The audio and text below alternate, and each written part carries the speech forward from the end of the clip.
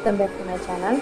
ఇప్పుడు ఒక హెయిర్ ప్యాక్ని అయితే చూద్దాము. ఇది నేను మా సిస్టర్ వాళ్ళ పాప అందరం హెయిర్ ప్యాక్ యూజ్ చేస్తాము. ఇది బాగా యూజ్ అయ్యింది. హెయిర్ని షైనింగ్గా థిక్గా రిటల్స్ని తగ్గించి బాగా హెయిర్ గ్రోత్గా పెంచుద్ది.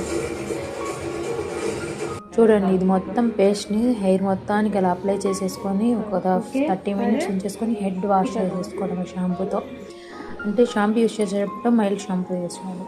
ఇప్పుడు దీంట్లో మెంతులు ఎందుకు వేస్తామంటే షైనింగ్గా స్మూత్గా కండిషనింగ్ ఇవ్వడానికి అండ్ జుట్టు పెరగడానికి బాగా యూజ్ అవుతుంది. ఇంకా చెప్పాలంటే ఇంకా ఏమని చెప్తాము, మందారం ఆకులు ఇంకా మందారం పువ్వులు అయితే మీకు తెలుసు కదా, మందారం పువ్వులు పేను కొరికిన చోటంతా మందారం పువ్వుని తీసి నలిపి అక్కడ రాస్తే ఆ రసాన్ని జుట్టు బాగా పెరిగిద్దే కదా.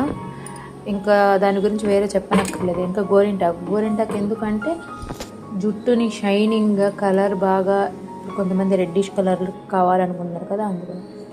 అలోవెరా జెల్ అయితే హెయిర్కి, కొంతమంది డ్రై హెయిర్ ఉండిద్ది కదా, ఆ డ్రైనెస్ని పోగొట్టడానికి యూస్ చేస్తారు. అలాగే హెయిర్ కండిషనింగ్ అంటే ఇప్పుడు వేడిగా కండిషనర్ కొనుక్కోకుండానే వీటి వల్లనే ఒక స్మూత్ కండిషనర్ ఉంది.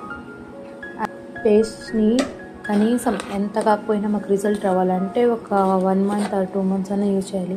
వీక్లో 2 యూజ్ చేస్తే చాలు, హెయిర్ గ్రోత్ పెరిగిద్ది. అంత